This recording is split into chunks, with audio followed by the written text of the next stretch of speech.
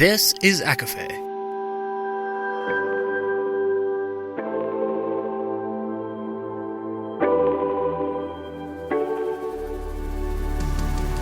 Laura Marie and Jessica Marie proudly present A Court of Fandoms and Exploration, a podcast. Fair warning, everything the hosts say is explicit, full of spoilers and adult content, and shall not be used against them. They have opinions. Let's try not to drag anyone for expressing themselves and just have fun for an hour. We all deserve it. This episode contains spoilers from Ledge and Chasm, with mentions of Manacled, Fourth Wing, and From Blood and Ash.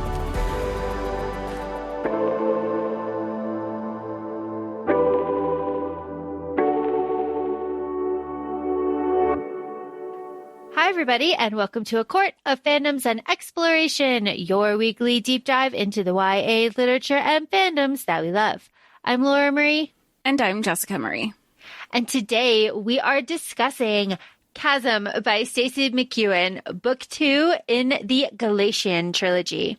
And we'd like to thank Angry Robots for our limited edition proofs. So everything that we say in this episode and the discussion is coming from that version of the book, not the newest release or any other arcs that came out, might have come out after that. And here on ACOFAE, we say a lot of things. But something that we kind of really love here is consistency. And there are some things that we do say consistently. One of them being, if there is no head, not dead. And two, that in a confirmed trilogy, book 2 is going to be a travel book. Jess, do you think that those two things are true here? Oh, absolutely. I mean, they check both of the boxes. I mean, even in this second book, when, spoilers, everyone, for this book, when Ryan showed up, were you surprised? Absolutely not. Did you think he was dead in the first one? Absolutely not. So I don't know if that's supposed to be a twist, but it was kind of like, okay, he's healed. We're finding out more about how he was healed. And we do, which we find out about Iskra magic, and that more or less winds up being the plot that we find out 80% into the book. I would say on page 386 is when the plot really, really kind of just kicks in. The beginning part of it is it's a travel book. So we are traveling, we are experiencing, we are world building, we are feeling our feelings or not feeling our feelings, if that be the case. It is quite something. It is quite something. Jess, who are these characters in this book? We have a lot of recurring characters from book 1. Yeah, so I guess we could say a lot of our mains. We would have Dawsyn, Ryan, Ruby, who is the captain of the guard, the queens of Tursau, which are Elvira and Cressida. We have Baltise, who's a mage. We have Tashim and Rivden, who are Glacians, along with Ryan. We have Yennis. We also have Salem and Ezra. They're back. They're really kind of, I feel like those are all the people that have a main addition to this. Yeah, that sounds about right to me. And this book picks up with Dawsyn in a cell. We are still very much in our Manacled era. So starting a chapter off with somebody in a cell was just very like, oh, here we go. Little, it was a little dramatic. We were all back in that place with Hermione. But something we also say on ACOFAE is that in a lot of books, there is a pattern that can be discovered if you look for it. And everything in a book might be there for you in the first few chapters if you look for it. And everything that we need in this book is told to us in chapter 2 specifically. But I don't know what the final book looks like. But if chapter 1 became a prologue and chapter 2 became chapter 1, then it would really follow the pattern. But, That being said, did you pick up on the pattern your first read or your second read? Because you read this twice. I did read this twice. Here's my confession. I was looking for the pattern. So when I didn't find it, actually, I can show it to you. When I was here's my notes. Chasm. It says no pattern in chapter 1, but if you follow the line all the way down, I connect it here. And it says chasm. No one comes out of the chasm. Everybody goes home eventually. So I was looking for it. I was looking for the pattern. And also, it is becoming more apparent to me now that when something seems very like random and very just like, why are we talking about this in the first few chapters, then it absolutely will play a part in the end. That just is how it is. So if we want to just like kind of run into it, Dawsyn is in the prison cell. She's trying to use her magic and the magic won't work. It makes her very tired. She's talking to a rat. It's very sad. Moving on, chapter 2. This chapter 2 is like stories. So we have like Garjum and this prisoner, all of the stories. Maybe I'll see the ocean. All of these little things that are thrown in there that you're like, why are we talking about this? Why?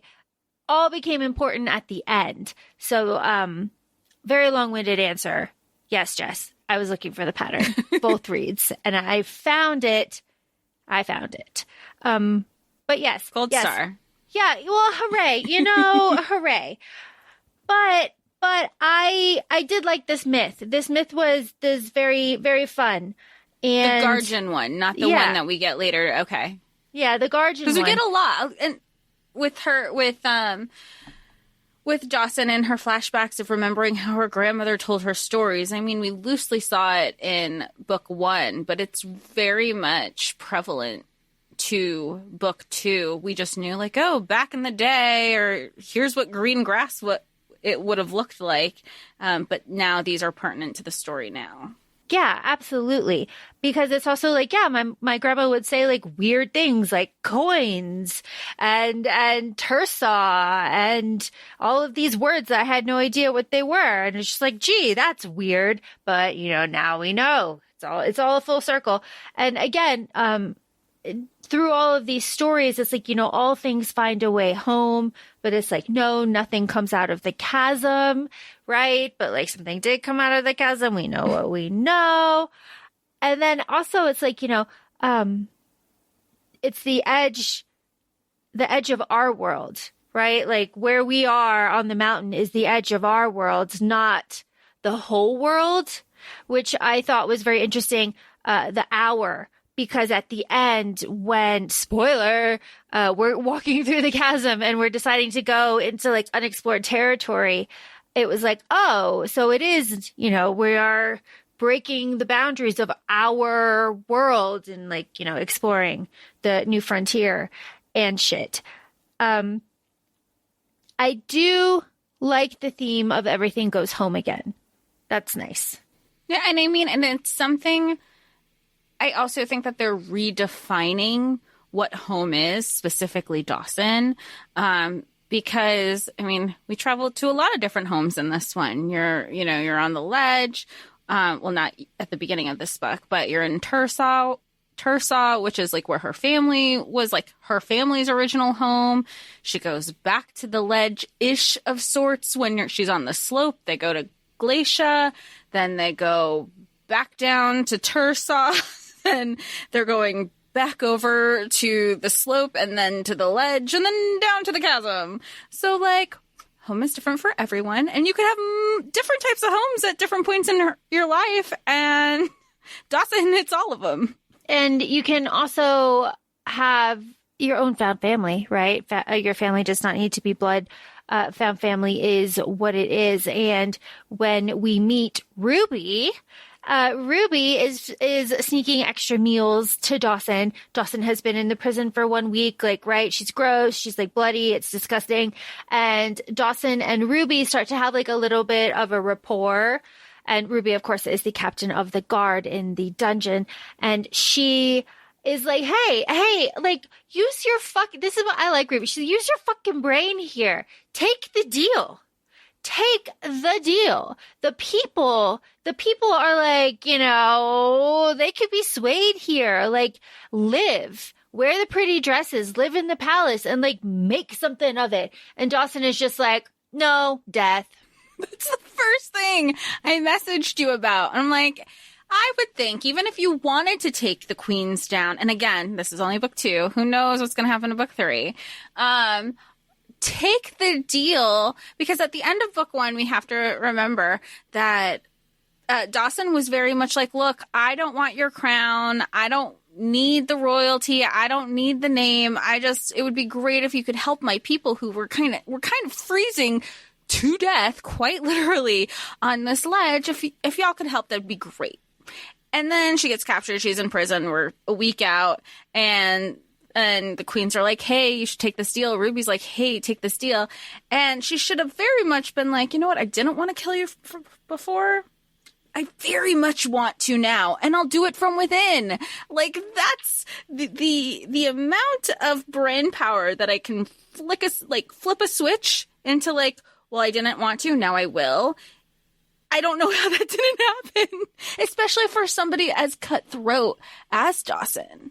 Yeah, and Ruby is like, hey, like, they are scared of you. Like, you could really do something here. And even like Elvira is like baited a little bit, and she's like, you're scared of me. Like, you're a thief in a crown. Like, you are just afraid of what I could do.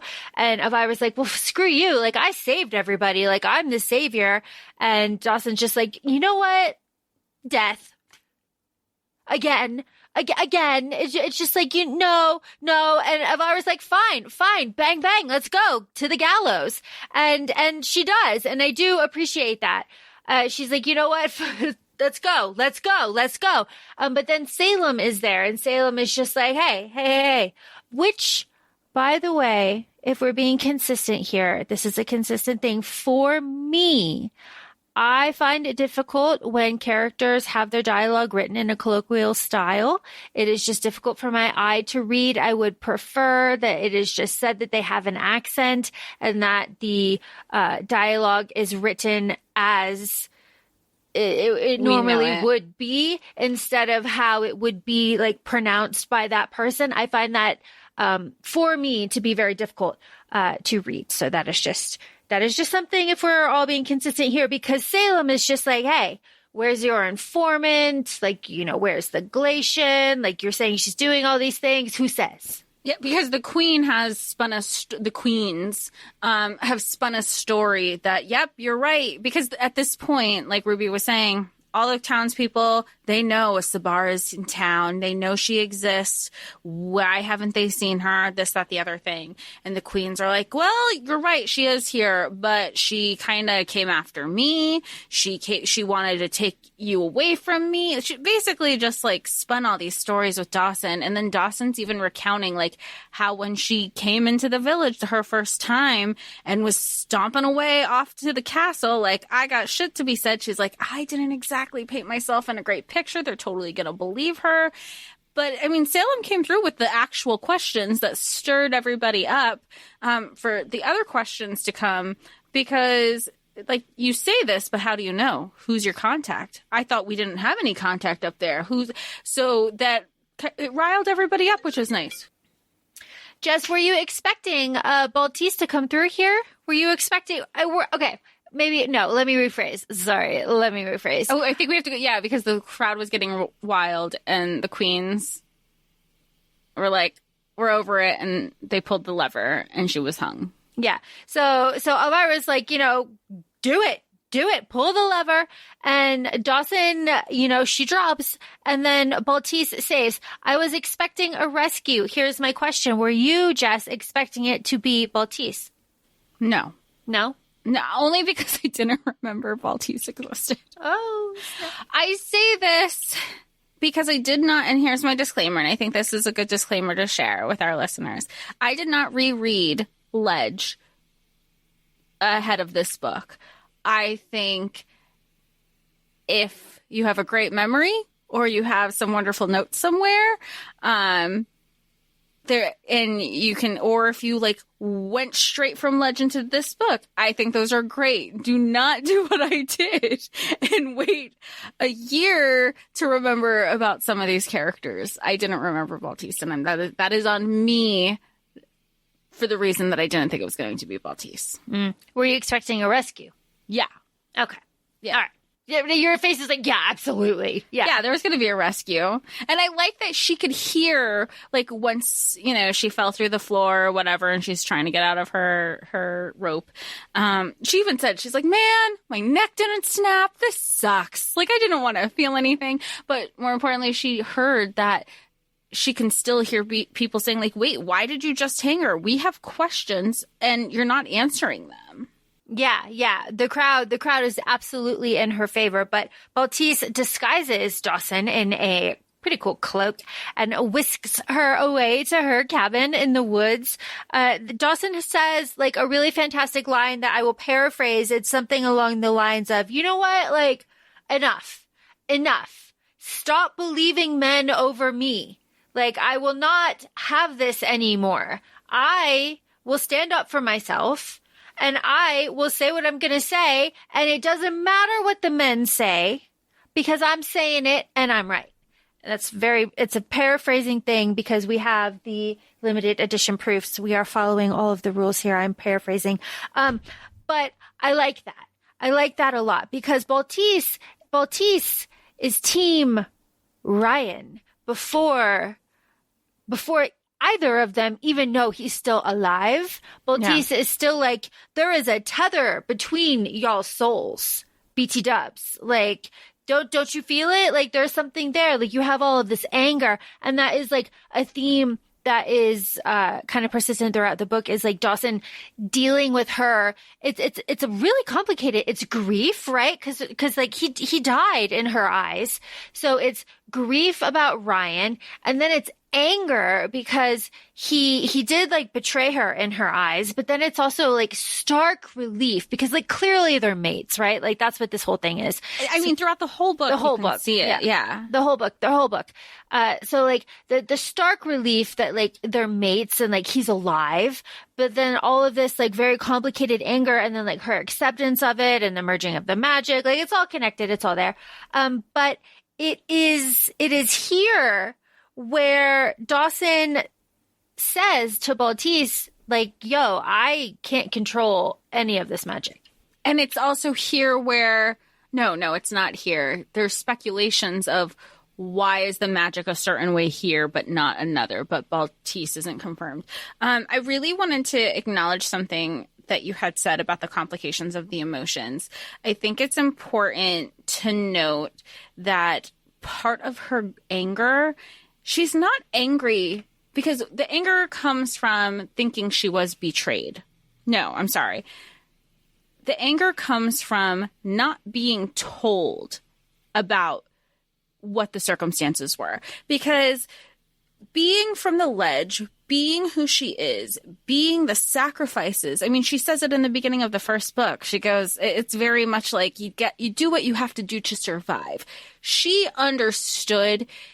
And granted, like, of course, miscommunication. We don't get the whole story of what the actual trade was or, agreement was with the queens. But as of right now, she's under the impression that Ryan was going to sell Dawsyn out to the queens. She didn't even care about that. That's not what she was upset about because she's like, I get it. We're all in survival mode. She was more upset about the fact that even when he changed his mind that wasn't going to happen, that he wasn't like, hey, look, here's the backstory. I talked to the queens. They kind of set this thing up. I was going to, but I don't feel that way. I fell in love with you. Whatever the case. She's more upset that she didn't know because she has such a huge thing with trust because she's never been able to. There has been nobody that she can trust. And he was the first one she was able to. So there's like such a betrayal there for her. Yeah. And she does eventually tell him that and tell us that too. But it is interesting that it is like a coil of anger that Dawsyn has when she sees him for the first time in the woods too. It's just like, and again, we're assuming their mates, she is unable to hurt him, like in that instance. So it's a whole thing. We'll get there. Very soon, actually. While everybody is like, I say everybody, while Dawsyn and Baltise are like chilling in her cabin, Baltise also just like drops a little bit of lore. Like, hey, my mom was like a wicked bitch, BT dubs. And I'm not mad at your ancestors because they outlawed witch hunting and that was rad. So I don't blame like Tersaw because like, why would I blame Tersaw? I am just mad at the queens. They can choke. And I liked that. I liked that a lot. I also very much liked the banter where Dawsyn is like, are you going to teach me? Like, can you teach me magic? Oh, probably because you're a shitty teacher. That's why. And Baltise is like, hey, fuck you. You're probably a bad student. I liked, you know what it reminded me of? It reminded me of Aladdin and Genie when Aladdin didn't want to use his one wish. And so there was just like a little manipulation going on there. Like, oh, really? Then prove it. It was really fun. It was really funny. And she's like, like genetics are strong. Of course, I'm paraphrasing all of this. Genetics are like so strong. Again, Baltise drops a little bit of lore, 700 years old. Fun. Very fun. She says here, it is right here where Baltise is like, because Dawsyn has a pain in her stomach, right? They're talking about the magic and all of this stuff. Call the magic, do something other with it, all of these things. She's like, I can't like really place what's going on with you. And they have this conversation about like mage blood. Like, it's all here is my point. Well, and never mind. I'm jumping ahead. I'm jumping way ahead. Never mind. But again, so I like Baltise. I think Baltise is my favorite character here. She surprised me when she's like, you know what? I want to save the ledge people. Like, Dawsyn, you didn't think I wanted to go? Let's go. Why'd you think I saved you? Like, let's go. Did you think that she wanted to save the ledge people? Or did you think it was just going to be Dawsyn? I thought she wanted to go control the pool of Iskra. And make like a new, okay. All right. I thought that Baltise was going to go control the pool of Iskra and then use that somehow to create more mages. Oh. Because it is drilled into us that there are not a lot of mages left. The ones that are in deep hiding and they don't want to be found. We were like hunted to extinction. Like people really fear us. Like we're on the way out. So I thought that instead of this like very prolonged like penance guilt trip that Baltise goes on, instead of that lovely journey, I thought it was going to be like, Dawsyn and her are going to work together because they have a common goal until they don't. But that wasn't the case. So moving on. To the very end. Yeah. Moving on though. We have Ruby with we have guards Drew and Brockner. And Brockner is dating Ruby, and they are guarding. Dating is loose. Dating is loose. Jess, who are these people guarding? This is the big reveal. Oh, they're guarding Ryan. He's alive. It was like the big reveal. I was like, oh, that's right. We don't know. Oh my God. Okay, Ryan. But Ryan is still a little incapacitated. Like he's very much conscious, but is healing. Like his mind is active. His physical body is still healing. So it's very much like he's aware of his surroundings. He's loosely getting energy. And Ruby, who is the captain of the guard, checks in on him every now and then, but ultimately is the reason he escapes because he also knows that he doesn't have the ability to kind of free himself where he is. Of course, one of the queens comes down, taunts him, threatens to use him as bait to find Dawsyn. So he's even thrilled that he's finding out that Dawsyn is still alive. And he's like, yeah, sure, make an example of me. Tie me up to the Sabar statue in the middle of the village. I deserve it. I will get stoned. They hate me. I'm a Glacian. And it's everything that he needs to be like, I just need to be on the main ground and I'll figure out a way to get out of here. Even if my wings don't work, I could run like a motherfucker. So, and he does, but he does so with the help, unbeknownst to him, from Ruby when they lock him up in the carriage to bring him to the town square. And he's like, huh. My handcuffs aren't that tight. Oh, there's like a secret pin here. I wonder what that can do. And it was everything that she was doing to help aid in his escape without making it obvious on herself that she is complicit now with two people escaping the queens. And the reason that Ryan was able to escape is because Elvira brought an Iskra witch into his cell to look over him. That Iskra witch is Yennis. And that's all, again, it's all here. And she says, like, his Iskra must be replenished. Again, this is like just drilling into us again that like Iskra is like a finite resource, right? It has to be renewed. And he is using all of it to heal himself. So he will be like kaput after this with magic. So excellent. Excellent.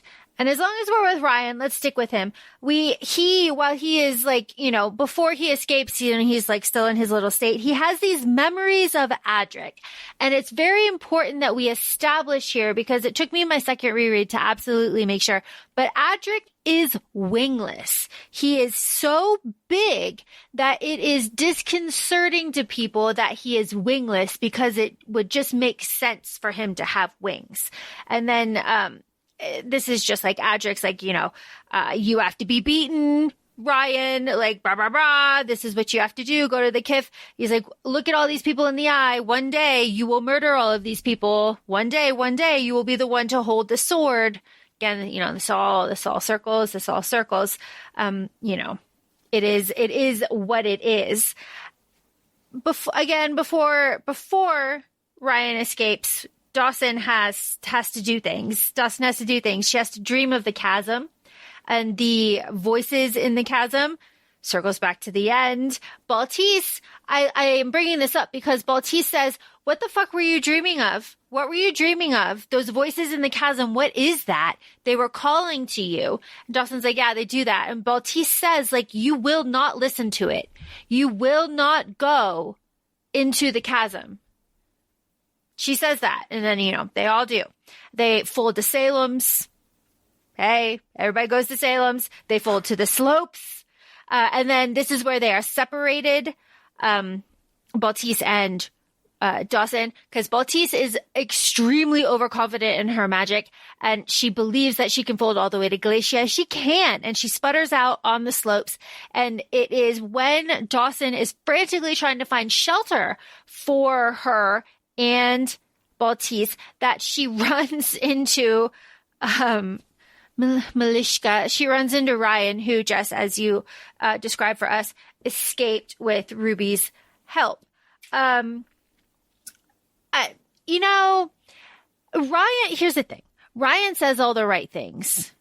I cannot be where you are not, you know, all of this stuff.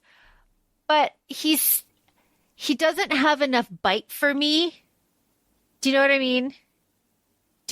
He's very much like wet blanket trailing her around in this book, and I want a little bit more bite from him. And she says that too, and he admits to it though too. He was like, oh, thank God. I thought I was just going to have to follow you around all the time. Like, he is very self-aware of how, I don't want to say whipped he is, but he's very you jump, I jump, Jack in a weird way. In a weird way, yeah. You know, this is Dawsyn. She like throws her. This is what I said. She throws her axe at him. She can't hurt him.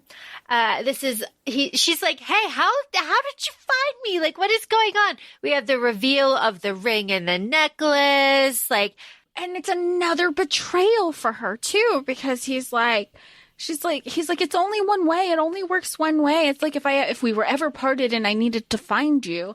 And she's like, so but you didn't tell me? Like, this is just so, and she's at this point, she's very much learning to separate compartmentalize her emotions too, to be like, he's like, but I heard you call my own name when you thought I was dying. And she goes, yeah.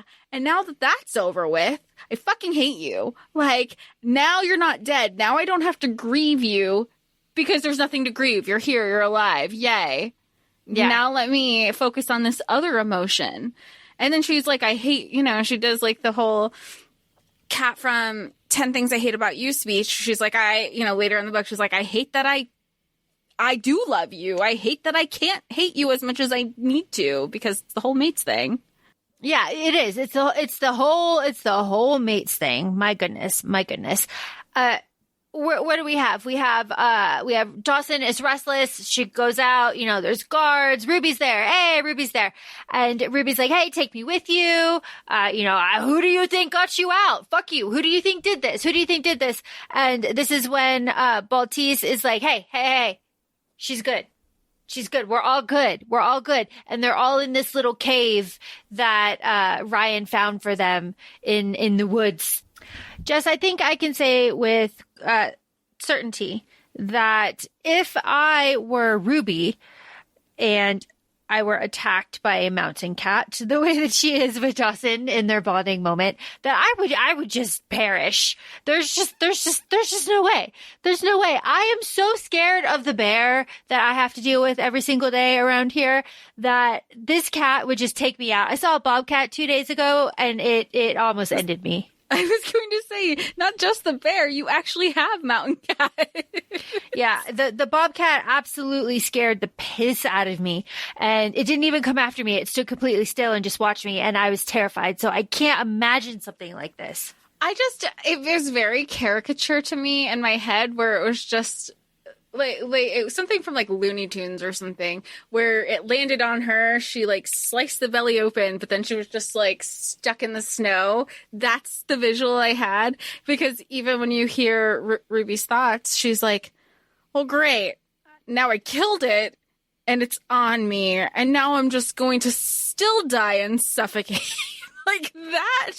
I could see it, how it's going, how it's lining up.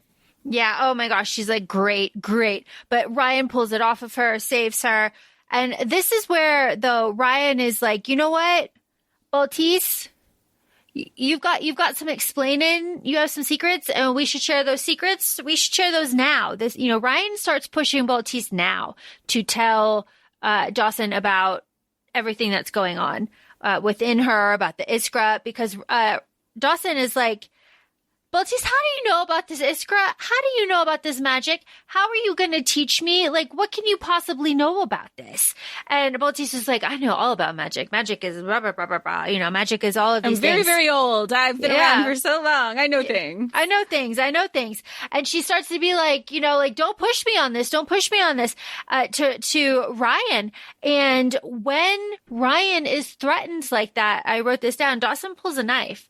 Like she just pulls it when Ryan is threatened, and she doesn't do anything about it, but she pulls it. Like, oh, and then you're right, because there is even commentary about Baltise like noticed her instinctual like protectiveness of Ryan. Yeah, she's like, okay. But then we travel. But then we're traveling. We leave our little hole and we fly to Galatia. We fly and we meet Tashim. Yeah.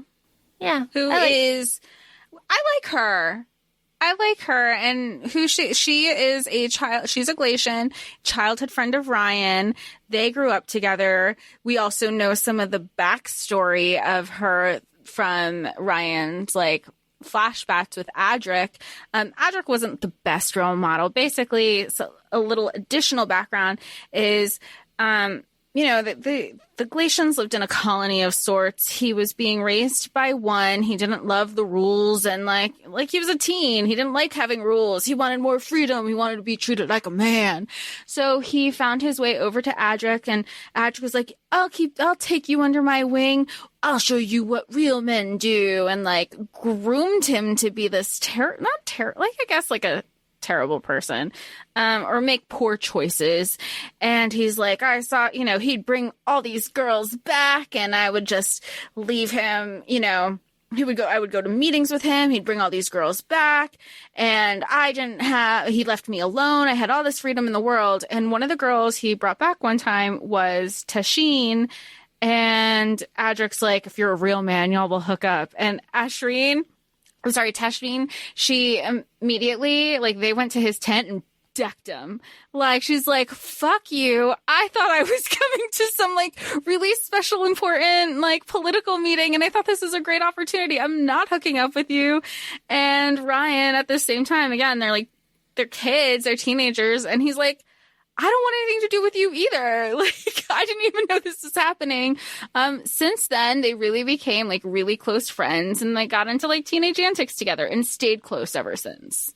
And she is a member of the rebel leader, or the rebel group that Ryan is the leader of. And they meet her right away when they get into Glacia, and she's like, a little, like, she's giving the vibes are off. She's giving it's not working. Things are weird. It's giving prepare yourself. And we get there, and Garrett, hello Garrett. He is still a servant. He's still serving Adric, and Adric is in a room with, like, all his besties, feet up on the desk. Everybody's drinking, marrying, whatever. And not just any room. It's the old King Vestile's quarters. So Ryan is already like, who are you? And who told you that you can, like, kind of make yourself at home as self-appointed king, which is what Tasheen, he's like, oh, I'm the head of the council. And Tasheen's like, self-appointed. Let's not forget. This was not. Yeah, no. And it is inferred here that Adric is drinking Iskra, because the Iskra in Ryan, like, stirs a little bit, and everything is just, like, weird. Like, everything is strange, and they're, like, ordering Tasheen to, like, get drinks and stuff, and Ryan is just like, absolutely not. Get fucked. Get fucked, get fucked, get fucked. All of this is bullshit. Orders everybody out, gives Adric a piece of his mind, and is just like, put us up. We're staying. What the fuck is up? And then Ryan is just like, well, I'm going to go talk to Phineas down in the dungeons. And this is where Phineas is just like, be more cryptic, old man. He's like, you are trying to help us all, but you are so powerless. You don't even know how powerless you are, Ryan. What the fuck does that mean? What does he know that we don't know, old man? It is not told. And essentially, he's just like, you and your father are the exact same, following around these human women. Like, you're never going to get it right. Like, what is it? What is it? And it's just like, damn, okay. Go off, old man. It's just like a strange thing. But then, of course, speaking of old men, the council votes no to go save the people of the ledge. And I think we also have to note that the council are the kind of like the heads of who helped overthrow. It was a coup, obviously, a necessary one.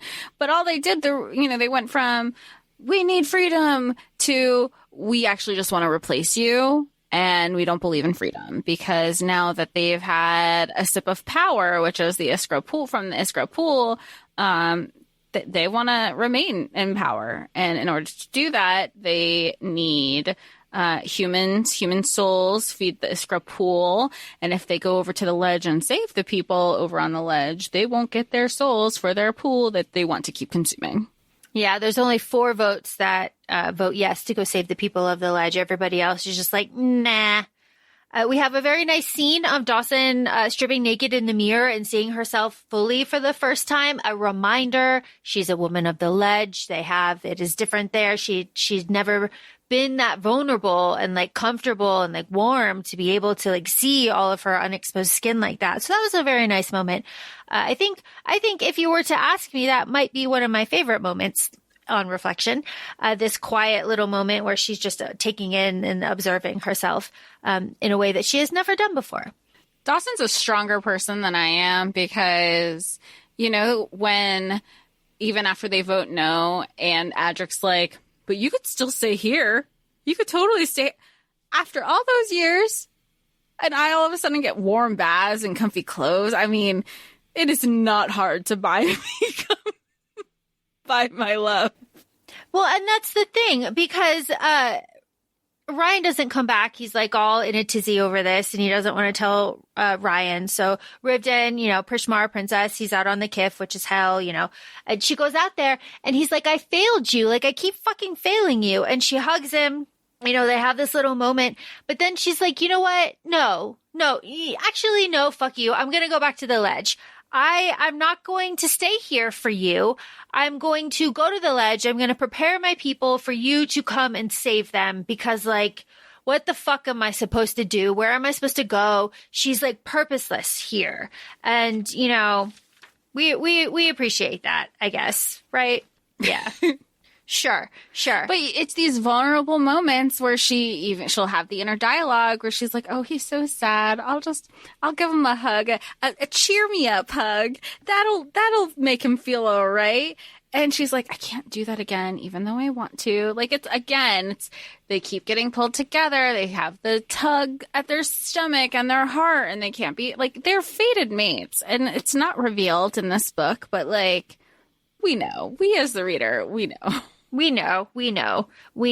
What we don't know is what is going on with Adric, and we learn that when Baltise creates a tether, or like a little connection, a pathway to Adric when Dawsyn reintroduces them, and she can read his mind, because I really like Baltise's power of like, she can read she can read the mind of the person that is thinking about her. I love that. So she learns from Adric that he and his followers are drinking Eskra, and they're keeping the humans on the ledge. Like, it is what it is, and we all have to go save them right now, because hot damn, this can't stand. I love her reasoning though, too, to get him to open his mind, where you have Dawsyn saying immediately, like, very matter of fact, she's like, if he knows you're a mage, if he knows, he's gonna start locking things up. And she goes, quite the contrary. People who are trying to lock things up are going to expose everything, because they're going to be like, well, I can't have her know that I'm doing this, that, and the other thing. And that makes the direct pathway to her mind reading capabilities. And I'm like, that was a really good, it was just a really smart addition that Stacey made, and it was so specific. And you're like, you're right. If I was you would actively think of the things very much like Manacled. Yep. No, don't talk about Manacled. Nope. We can't talk about Manacled. We'll take that one out. Can't talk about Manacled. Okay, so we're going to the ledge. Who's going to the ledge? Garrett, Dawsyn, Ruby, Baltise, Ryan, Rivden, Tasheen. Go to the ledge. Breddick doesn't go to the ledge, and he tattles on everybody. He's the little rat, and he tattles on everybody. And so, he goes and tells, and they go to the ledge. So it's a big split. And before we know that they like get to the ledge, we have a Valma Sabar story about the Chasm and Yerbos.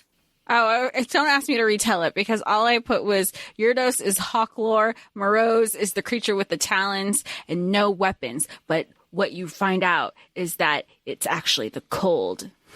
Oh, well, I mean, that is pretty much. That is much. Yerbos, a hawk entity. I'm unsure of the gender. Guards the mountain, but then Morose was the breath, the mist, the snow, the fog took over the mountain. Yerbos goes and begs the mother for help, and the mother says, all seasons must end. And Yerbos is like, hey, unacceptable, plunges down with the beak and splits the mountain and lives in the bottom of the chasm, plotting revenge. Myth. Important, because what the fuck is at the bottom of the chasm? All right, moving on. Oh, that thing is going to help them in book 3, I bet. That's just my theory. I mean, we don't know. We don't know what we don't know. Yeah, we don't know what we don't know. But here I am in book 2 being like, oh, that's what's at the bottom of the chasm. Okay. Because why? Why though? Yeah, but that's what you've been like alluding to the whole time. You're like, I want to know. Well, we'll get there. We'll get there. Ruby, not a woman of the ledge, fucking slips off and falls back into the cat. That would scare me shitless. Yeah. She's just Dawson's like, even like, here's the funny thing about that part. I don't know if it's funny, haha, but it was like, Dawsyn is seeing it happen. Oh, look, she's not sticking her feet in and trying to get that traction. Oh, look, this is, if she doesn't do it, like, she's actively narrating in her head what Ruby is not doing to save herself. Though she's not doing this. She's definitely not a woman of the ledge. Like, all this stuff. And then she's shocked when she's slipping. And then, of course, Baltise is like, look at you freaking out. Like, we don't have a bunch of winged people over here going to help save her. More importantly, you didn't call out for Ruby. You called out for Ryan. yeah, she's like, gee, why didn't you call out for any of these other ones? Why'd you call for Ryan? She's like, screw you. Keep it shut. Keep it moving. You know, it's kind of like, you know how Taryn is in Fourth Wing, where he's a little sassy, like mind to mind. That's this is good, but it's not mind to mind. She's letting everybody know. See that, you guys? See that, y'all? Like, you heard it too, right? All right, we are on the ledge. And we run into Hector, who's getting his ass handed to him by Poulsen. And Poulsen is gonna be dead soon. But I didn't add Hector in my character list. Hector is the guy from the first book that Dawsyn was sleeping with. They were just like, hey, we need, like, companionship because ledge fucking sucks. Like, why not get off every now and then? And so she's like, oh my God, you're alive. And he's like, oh my God, you're alive. He almost dies. She goes to save him. Of course, she can't control her magic, her Iskra magic. So she kills a guy. Yeah, so she kills him, but then she's like, hey, but, like, we can save you. Like, we can save you, though. It's cool. Like, I'm alive. Like, it's cool. Like, come with us. Here's the Glacians. But these are different ones, though. These are different ones. These are nice. Look at me. I'm great. Yeah, not the ones that, like, eat you. These are different ones. And we're all here to save you, and this is going to be great. And the people are like, get fucked. Get fucked. Get out of here. And so Ryan scoops up. He says that he didn't mean to take Hector with him. He was just like there when he scooped up Ryan. Now he's like stuck with this guy. He didn't mean to take him. But they flee the ledge. We're traveling all the way back down to Salem's, and Salem's burned to the ground. Salem's burned to the ground. The only reason why Salem and Ezra have survived is because they hid in their trap door that we are familiar with from book 1 that Dawsyn and Ryan have used. Yes. In between this, the whole party have to walk past the fallen village, and Garrett has a very beautiful moment of finding his childhood home. And, everybody goes home again. This is like the big part of that. And, he's like a man of it's a whole thing. It's very lovely. It's very lovely. They do take the time. It's very much, for blood and ash kind of thing, like going through like that fallen like city to like pay your respects and all. It's very much that. It's very good. But yeah, the inn is burned down. Baltise, I love this scene. Baltise is just like, fuck this, enough. Boom! Lifts everything off of the trap door and like really uses her magic. And she saves Ezra, who is very, very hurt. But Salem is okay. And, that's excellent. 2 more to the traveling party. Woohoo! And from there, where do they go? I think from there they go... They're traveling again for a little bit because they need to go to Baltise's cottage because she has stuff that can help heal Ezra. So we should note that like Ezra is hurt because he was saving Salem, and part of like he is better during the travel, but they did have to stay at Salem's like surroundings because the guards aren't going to check the same place twice right away. And part of the way that Baltise was starting to be able to heal Ezra was with the help of Dawsyn's mage magic, because at this point we're starting to learn or speculate really that there are two types of magics within Dawsyn. You know, with light comes darkness. Iskra magic we know is dark magic, so there's a light magic. But Baltise, again, she knows more than what we and Dawsyn know at this point. So she's understanding where the healing is coming from, what the magic is coming from, why it felt different. Because Dawsyn very much says, she's like, this magic that I'm using, it does not feel cold or harsh, or it doesn't hurt me. It was very soothing and healing and warm. Yeah, because she uses it to heal Ezra as well, because Baltise's magic is a little bit depleted. In between this, again, we have like a Poulsen memory, the guy from the ledge, about how he just like didn't go out one day for selection and they ended up taking like one of his daughters or whatever. And he's like, they just took one, just not as bad. And that's something that Dawsyn kind of repeats in her mind when she's looking at the odds of things. It's like, oh, well, are they both dead or just one? Because like just one isn't as bad. Like, so it's kind of one of those things. But also, you stupid chicken shit, if you just sacrificed yourself instead of your fucking, like, anybody else, you wouldn't have lost any kid. You are just, I'm sorry, that's a shitty dad. Yeah, it really is. It really is.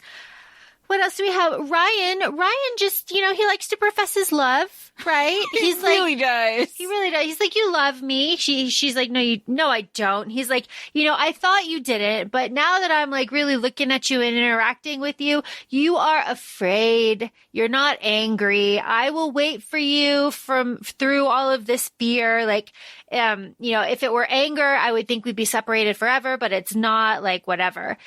During this also, Ruby and Salem are really getting into it because Salem is like, you were there. Fuck you. You burned down my inn. And Ruby's like, what? No. But Ruby makes here again, I want to see if this is followed through on in book 3. Ruby vows to cut. Here's the thing.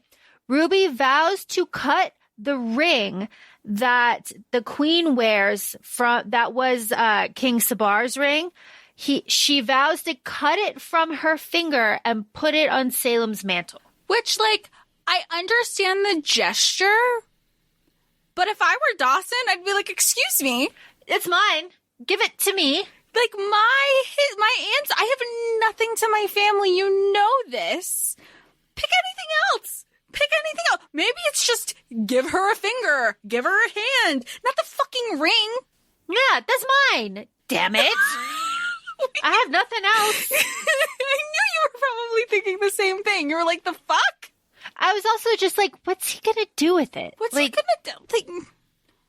Like, I have questions. Yeah, whatever. Maybe we'll see. Well, we're going to find... Look, again, we're only in book 2. But, like, timestamp watermark here. He's getting the ring and, like, an epilogue in book 3. Yeah, he must. And then he probably gives it to Dawsyn, assuming. Who can say? Let's not speculate. Find out next year. Yeah, let's not speculate. I like this quiet moment. Again, I like these quiet moments of Dawsyn and Garrett in the river with their feet in the river, the little reflection with the fish being like, our people will never know this peace. And he's like, nah, fuck you. Bring him home. Of course, he can't speak, but like, this is what she's inferring. And it's very I am Groot of everybody, where they just like, they know what he's saying without saying it. And again, it's the repetition of like all things find a way home, right? Like, we'll all come back to where we belong. We'll all get back to the earth, all of this. Talking about quiet moments, I like the quiet moment that Dawsyn has with Hector, where he winds up being the one that she's confiding a lot of her vulnerability to, including her, like, how she's unwilling to admit certain emotions with Ryan. And then Ryan walks up on them having these conversations. And Hector's like, does he know about us? She's like, he knows about us. He's like, girl, this was not a good look for you. Speaking of this conversation that she has with Hector's like, you know what? When you retake that castle, can I have a room in it? I want to see that payoff. Yeah. I do. He's going to get the room. He's going to get the room.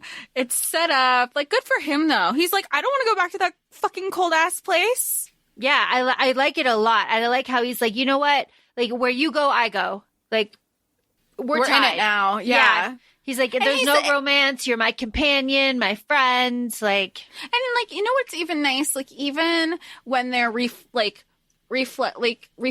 on when they were at the ledge, he was like, I would have married you. I would have been able, like, we wouldn't even have, I would have put myself out there for you, like, for the sacrifice, not because like they were romantically involved, but he really truly cared for her. And they both did. They had some sort of companionship with each other. There are a lot of people that are able to sneak up on Dawsyn in this book. And she says after every single time, like, damn, they shouldn't have been able to do that. I want to know why that is. It was never explained. I was going to ask you, yes, because for someone who is on the ledge, and we knew from the first book, she heard a twig snap and she was very aware of her surroundings. Her head was always on a swivel. But then all of a sudden, like there are times even when, and we'll get to it, when Hector peeks his head in and they were like, what are you doing? He's like, shh. And like everybody has to stand still on the camp. Like how time and time again, and it's not just her, like where maybe the powers, I don't know. I don't know. But they used to be there is, I think, something to note, that they used to be there and now all of a sudden she's just not. They're just not. Yeah, it's just not. It's just not. I don't know. We have again, Dawsyn goes to Baltiste and is like, teach me more magic. And we get Ignis, right? Ignis for flame. Very fun. And only mages can fold. I need that explained a little bit more because Yennefer can fold and she's not a mage because she only drank Iskra. That wasn't explained, but it is what it is. It is what it is.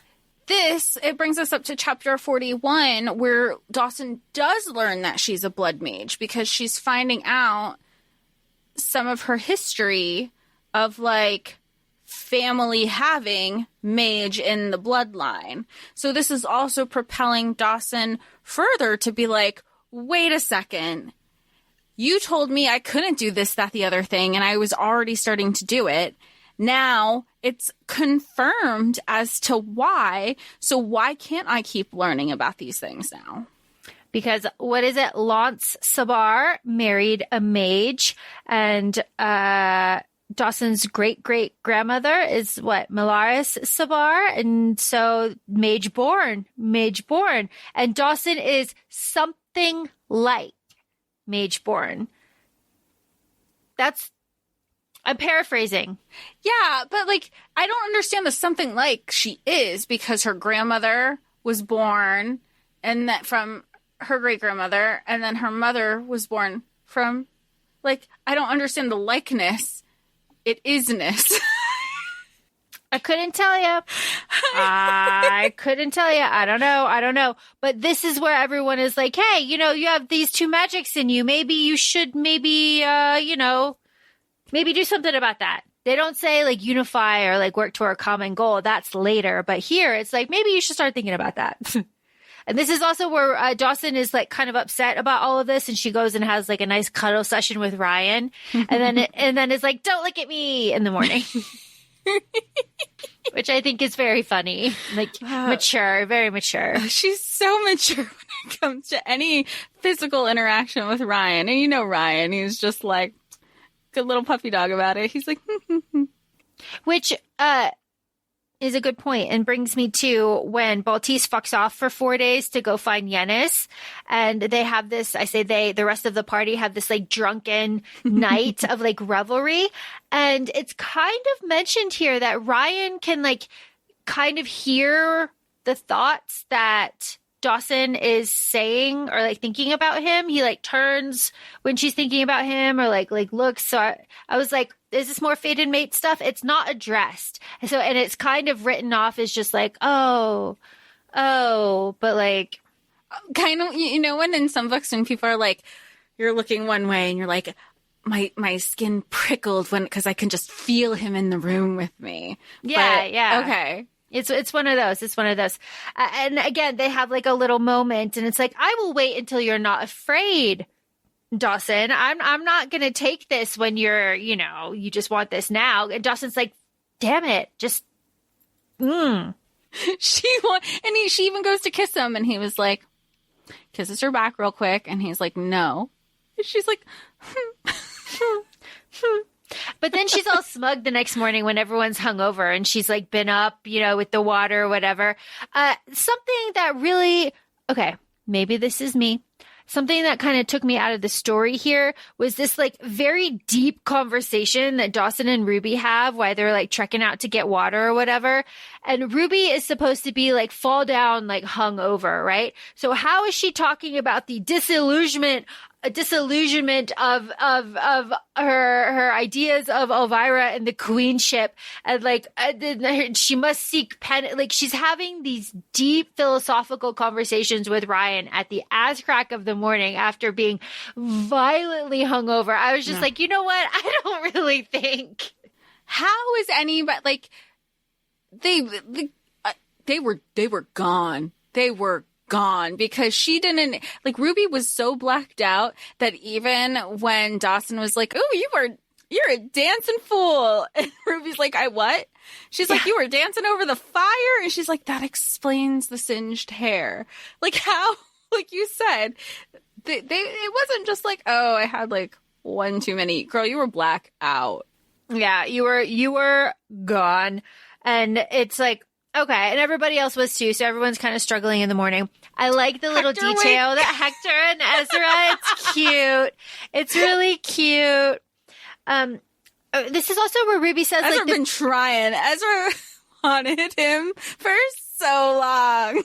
Yeah, and good for Ezra. Good for Ezra. Yeah.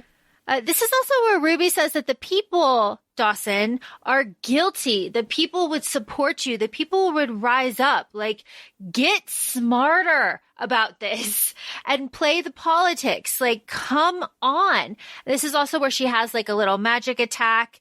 Ryan has a little conversation with Rivden and he's like, yo, Dawsyn's gonna be fine. You can like will things to happen. Don't you remember that? Like you can kind of make things happen, Ryan. And Ryan's like, Rivden, no, that's not true. No. And then it's not addressed again. So that's cool. Book 3. Yeah, book 3. We'll see.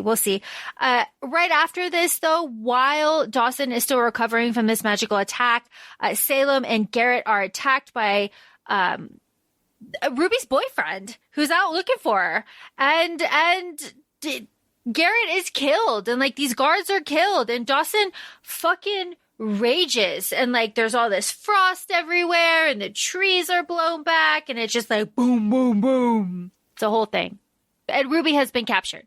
And she finds out because the timelines of like when we're seeing things of like happening in the prison area. And it's kind of like, well, this is happening over here. This is also happening over here situation. And she had been captured before the guards had even come out to like the crew. So when she hears about it and that they were dead, and of course, and this is where I don't think they were looking for her. I think the queens sent those two specifically out because the queens were like, oh, and like, here's the other person that was killed. We heard that you probably know him. And she was like, where do you get this information from? So she hasn't confessed to anything yet that she's been working with this team. She's like, oh, and so like a little birdie told me, Adric actually said that you paid him a visit because up until that point, she was kind of making it seem like she was a martyr with the other guards to be like, look, y'all save yourselves. I will take the place for one of us and say I'm being held captive. That is the story. And Dawson's like, they're not going to survive the wilderness. They're going to fucking get eaten. And obviously they did because the queens were under the impression she was held hostage until Adric said, hey, your little captain of the guard is working with these people who have escaped you. Jess, we are up to page 386 in our copies. We are up to the plot. We are up to the confession that Ryan forces out of Baltise that gives us the history of Glacia, of Bastille, of who he is, of all of it. Just tell this to me. So what we know is Bastille is the first and original Galatian, and he is started off as but a mere mortal, just as some dude in Tursaw, and he wanted ultimate power. And in order to, power, absolute power corrupts absolutely. And he wanted to, he kept getting power. And he's working with mages at this point. He works with 4 mages. There's 2 being Baltise and her mother. And he wants to find a way to be eternal. He wants absolute power for eternity. He wants to be immortal. Finally, it's a very specific time frame. I wonder if that's going to play a role. It takes 10 years for the 4 mages, a decade, for the 4 mages to create this pool of Iskra, and you're supposed to drink from it, immortal power, eternity. And they were like, hey, Bastille, we made this really cool thing. You could drink from it. And all the mages are like, we are the baddest of bitches. We did this thing. And then, but because you have absolute power, it's immortality, and magic always has to have a balance. How do you balance immortality? Well, the cost is human souls. So, Baltise's mom eventually persuades Bastille to say, hey, we have all these prisoners. Let's just use human souls. And then the prisons were emptied. And then they still needed more souls because people kept consuming this pool of Iskra. And then they were like, okay, we're going to have souls from everybody, and we're going to tax everybody and arrest everybody. And next thing you know, everybody's dying. But because more people are using the pool, you have to replenish it. You can't replenish it as fast as people are consuming it. So Bastille is like, I need a new place for this pool of Iskra.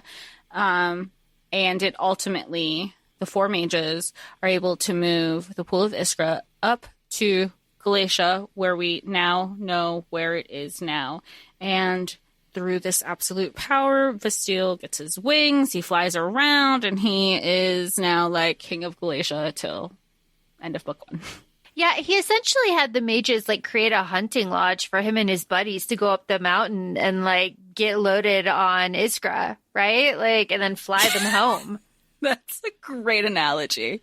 I mean, that's what it was. I imagine that it must have been quite something for Bastille to be like, oh, you're going to build the boulder gate? You're going to keep me out? Oh, here's my wings. Right? I'll show you. And then he just takes people and up the mountain. It's kind of funny. Men will do anything except go to therapy. That should be that probably is a shirt. Oh, it absolutely is. It absolutely is. Have you mentioned Kazriel? I haven't mentioned Kazriel. He's such an important part to Stacy's story and for Dawsyn's story. No, I was getting just the whole background. But basically, Kazriel, and if you follow Stacy on TikTok, you'll know or even on any of her socials, she pretty much brings up Kazriel. Kazriel Sabar is one of Dawsyn's ancestors and was just an overall good person. He just didn't want bad stuff happening. He wanted to help. He truly wanted to help the village in Tursaw, and said, I'm not going to let you keep doing this to these people, Bastille. And that's how Tursaw became part of the Sabar lineage. Really? Yeah. So Grigori and Baltise and Rez, his name is Rez in my notes, did what they did and sealed off what they could. And, this is, again, the reason why Baltise doesn't like her mom, because her mom is responsible for all of this. But it is, though, interesting. All of this is very interesting. All of this background is very interesting because you're like, so they were all human. So it's just, so just like anybody could become a Glacian. So you don't need to be like half Glacian to like it's just enough. If humans drink enough human souls, you become a white winged monster, right? I mean, is that it? Yeah. All right. I'm just making sure. Which also circling it back to the earlier chapter with Ryan, when he's with the queen, when he's in the dungeon, he makes a comment about him being so close to her that he can see under her makeup, about how pale and white she is and how her veins are like she's getting eaten away. And it makes me wonder, is there some sort of soul consumption happening there too? I absolutely believe that. Because like, why, right? Like all of these details must be leading to something. The payoff must be enormous in book 3. It is so exciting, the tension. We have the introduction here. We're back in real time. We have the introduction of our Iskra witch, right? Because while Ryan forced this long, lengthy confession out of Baltise, poor Yennefer is just waiting in the fucking woods for her cue. Really? Because, and with all the guards creeping up on people, that was the next thing that I thought was going to happen. Yeah. She's just like, hello, I'm out here, right? Hello. So funny. Yeah. And Baltise even says, like, what the fuck? You going to make her wait in the woods? And Dawson's like, yeah, I think I will. Poor lady. She's like, she doesn't know. She's just chilling out there. And this is where we find out, Dawsyn finds out, she's not so special. She's not the only girl from the ledge who's made it down to Tursa. Yeah, we got Yennefer, who was selected, went to Glacia, went into the pool, fought the pool, came out still as herself, and is too afraid at this point, this first instance of meeting, is too afraid at this point to elaborate on how she got free, how she got out. She won't tell us yet. She's just like, I don't want to talk about it yet. I mean, I know I have to tell you, but like, not yet. Cool. We have a training montage, very fun, about finding the balance. Unite the magic. Find the balance for survival. What scares you? I like this. And she's like, get fucked. I'm not telling you what scares me. I like that a lot. Well, I like that. And then they're like, you know what? How about the magic find a common thing that the magic can work towards? So, like, magic wants to survive, whether it's good or bad. So ultimately, like, maybe we, like, fake you out of death. Like, we'll plan it. We'll make sure you're alive, but have the magic freak the fuck out and find a way to work together to save you. Yeah, and Dawson's like, what the fuck? Hold up. What the fuck? And before any of that happens, though, like, saved by Hector comes in and he's like, hey, shh, guards are everywhere. And they walk out of the house and everyone is like scattered throughout because there's like enchantments and shit. And this is where, it's very Fourth Wing. This is where Dawsyn stops time. She stops time to save Ryan. And I was like, oh, damn. Yeah. This is some mates shit. Yes. And she stops time because both the Iskra magic and her mage magic work together to allow the thing to happen. And it was literally like blade is at his neck, about to get beheaded by this guy with his sword. I say his. Ryan was about to get beheaded by one of the queen's guards, and then of course she saves him. She, as in Dawsyn, saves Ryan. Takes care of the guard. Ryan lives. Meanwhile, I feel like everybody's really conscious of, like, still aware of what's going on because Baltise was like, I saw that. Yeah. Baltise is like, Dawsyn the Unfeeling couldn't tolerate your death. It's like, damn. But, respect to Ryan, because she even said, she's like, I see that stupid smirk, and I respect him for controlling himself to be like, I heard nothing. But he's like, when? Yes. He's like, Ken and Barbie, when he's like, sublime. Sublime. Thank you, Barbie. That's what this is. Thank you, Barbie. Thank you, Barbie. I'm just kidding. Okay. Okay. So again, we travel. We gotta travel, right? We're stopping time. We're killing guards. We gotta go. We go to Yennis's home. Yennis's home is surprisingly, I don't know what I was expecting. I don't think I was expecting this, is at the end of the chasm. Shocking. For how much she talks about how much she fears it, how she doesn't want to recount her story. Wouldn't you want to be as far away as from that fucking thing that tormented you? I don't know, but cool.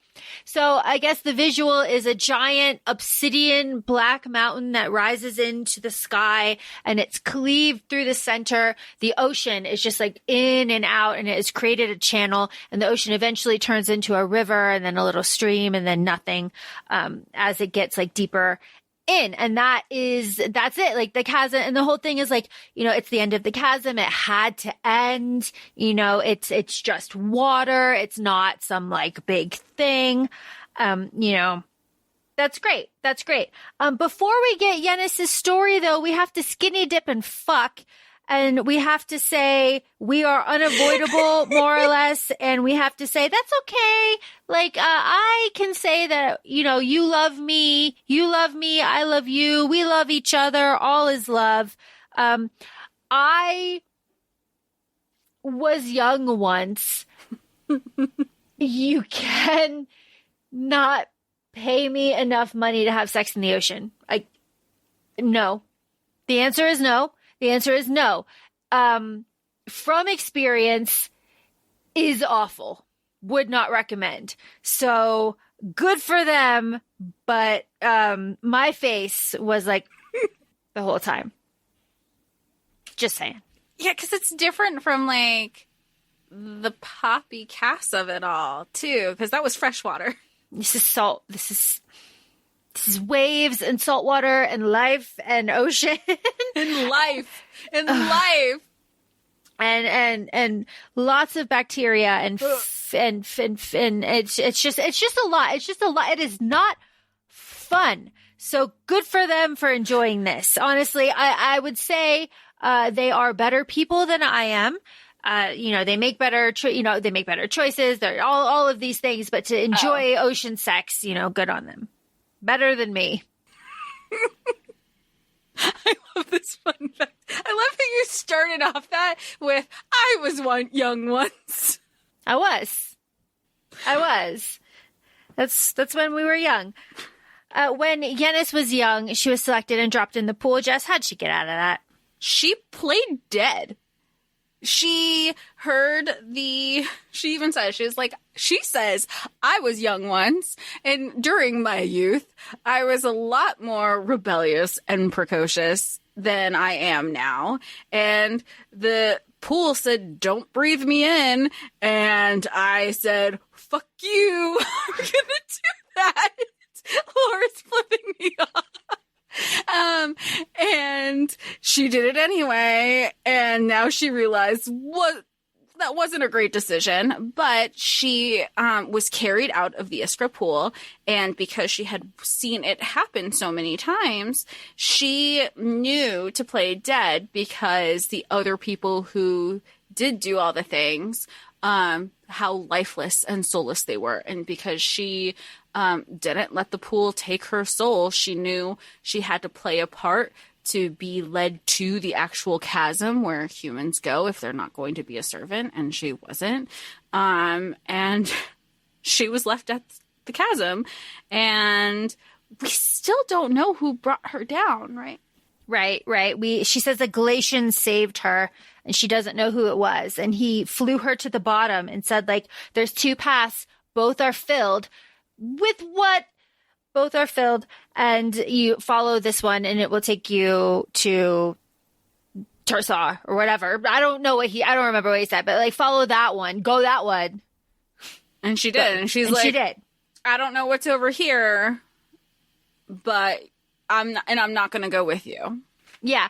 And she says that it took her 5 days and she ran all the way through. She doesn't want to talk about it. It was filled with something. And then when she got to the end, she didn't know like what the ocean was. She didn't know how to swim. And it was either like stay in the chasm or let the ocean take her. And she said when she let the ocean take her, she got free of the mountain. She saw Tursaw. It was there waiting for her. It was this whole thing. And that's when Ryan is like, hey, wait a minute. I remember something. I was going to ask if you could run for 5 days straight. No, absolutely not. Who could? Besides Yennis. I have a busted right knee. I am not allowed to run at all. Yeah. That is like the winning doctor's note. Doctor's orders. Yeah. Can't run at all. So no, could you? No. No? With my asthma? No. You just fall down dead. I'd maybe hustle for 30 seconds and then I'd be like, you know what? This is coming from like a former, yeah, and this is like from a former runner, like inhaler and all. Now that's a lot of work. Yeah, it's a lot of work. It's not happening. It's not happening. The myth. We have the Rivden myth of Diavnon. Yes? Yeah. Diavnon, the underworld creature. Can you tell us about this? I know. Rivden tells it. He's the storyteller, and I'm drawing a blank right now. So it's basically propaganda. It's Vastiel's propaganda. He created this myth is what we're kind of led to believe, right? So like once upon a time, the world was flat and you could like see everything. And then this underworld creature came and wanted to remake her body because she didn't have one with bones. So she started murdering everybody, and only Glacians were safe because they could fly. So they created the tallest mountain that they possibly could and lived at the top of it to be safe from Diavnon, who lives on the other side of the mountain. Like they separated like the safe world on one side of the mountain and then her on the other side of the mountain. And don't ever go to that other side of the mountain because she will kill you and use your bones for her body. Of course they wanted to make the female exactly a villain. Yeah, but it's like patriarchy. Why it's like that is a story used to scare children. It's like why are we encouraging people to like not leave and like go explore? So it's like, well that's where Vastiel is. Obviously. He created that myth. That's where he would go. No one's going to look for him there. No one would even think to look for him there. So that's obviously where he is. Yeah, because this was the part that refreshed my brain to be like, wait, that's right. He never died. He was never killed. He just got away. Yeah, he just fucked off. Nobody knows where he is. Absolutely not. We know where all the people of the ledge are. They're still on the ledge. They're still on the ledge. I was like, they didn't go anywhere. They're still on the ledge. So we have to go get them. Another reason why these people are so good, because she tried to save them. They said, fuck you and the horse you rode in on. And she's like, and this is again after the conversation that Dawsyn had with Garrett. And she's like, when she comes back to like all the crew and says, you know what? I think I want to try again and save them. No. Fuck you. I have no savior complex. I tried. You said fuck you. And I said fuck you too. And I'm done. Like, these heroes in these books, again, better than us. Well, and Hector's like, you know what? Maybe we just tell them to fuck off and die. Like, maybe we just do our own thing. Like, we don't. I'm sure Hector heard, like, bullshit that they, like, said behind her back, too. Yeah. And he's like, you know. About that? We don't need to do this. But Dawson's just like, no, we're going to go get him. They prep for 3 days. They go get weapons. Dawsyn learns how to fold. She's doing all of these things. Ruby, though, is still captured. She's still captured, and Darius, the cook, is still feeding her. That's happening also. But during this, 3 days of prep, they're like, all right, we got to get all this stuff. Like, Salem, you're going to go up there and you're going to do the supplies. Like, this is what we're going to do. Do you feel like this part, because we're in like the steep tail, like the very quick, everything happens right now is boom, boom, boom, really quick. Do you think that we just got the reminder that Ruby was still alive? Because I feel like that chapter that she's in towards the end where the queens were like, hey, and we see where Ruby is going on. Like, I was like, how is this added? Is this just a reminder that she's still in prison? Yeah, I think so. It's just like, hey, she's still here. She's still alive. She's still alive. So before they go up to the ledge to get everybody, I say it's the whole fucking party, besides Garrett. Dawsyn and Ryan, like, share stories, right? She's like, tell me about yourself. And, they bond. And she's like, one day we're going to come back for the mixed and we're going to get rid of the mixed and they're going to come with us to wherever we do. And, whatever in the chasm is no match for us. Rah! But we don't know. We don't know. And so what happens? They go up to the ledge, right? And people are mad, but they basically have like a getaway plan of how they're going to get the people off one by one. But it's not like I say they're not going far. They're going far when they don't know where they're going. They're bringing the people from the ledge to the chasm, which is an unknown. Yeah. So it's very much like, I get biblical. It's very much like Moses, this whole thing. But so what happens? They get up to the ledge and the people are all pissy. They all come out and they're like, yo, it's selection day every fucking day. Like, Adric doesn't care. It's a whole thing. Adric flies down with his followers. It's very Bastille-like. He's got his wings. And there's a fight. And while the fight is happening, the people are getting taken off the ledge and it's just getting more and more exhausting. And all of the magic, like Baltisa's magic is depleting. Yanis's magic is depleting. And the mixed bloods are getting exhausted. So I really love that Dawsyn is just like, you know what? Let's fight. I'm going to chop your fucking wing off. Let's go. You just grew them. That's fine. Grow another one. Let's go. I love it. I love everything that, like, who Dawsyn is in her core is a fighter and a survivor. So when she, like, but you also see her in her deep feelings, and Ryan sees it too, and Baltise. It's really just the two of them, where they're like, you don't have to be so hard on yourself all the time. But also giving her allowances to be like, we get it. You have had to thrive in a really shitty environment. But also, like, let yourself be vulnerable because you have the one person who loves you despite all of the things that are going on in your head. And all of the things going on in your head are not nearly as important as what is going on in this fucking scene, because Dawsyn ends up flying over the edge of the chasm, right? Yeah. She goes. Is Adric dead? Is Adric dead? I don't think so. Okay. I feel like he's not dead. Okay. And Adric and Ryan, everybody goes flying. Dawsyn's flying over the ledge, and Baltise folds and saves her, like grabs her out of thin air and saves her. And that kills her. That kills Baltise. Baltise is like, I know my limits. Fuck you. Don't tell me my limits. That was her limit. So Baltise dying was like her ultimate penance, because her overwhelming guilt over this whole situation was just eating her alive. So, like, she probably, it is my belief that she went into this knowing that she, like, this was going, like,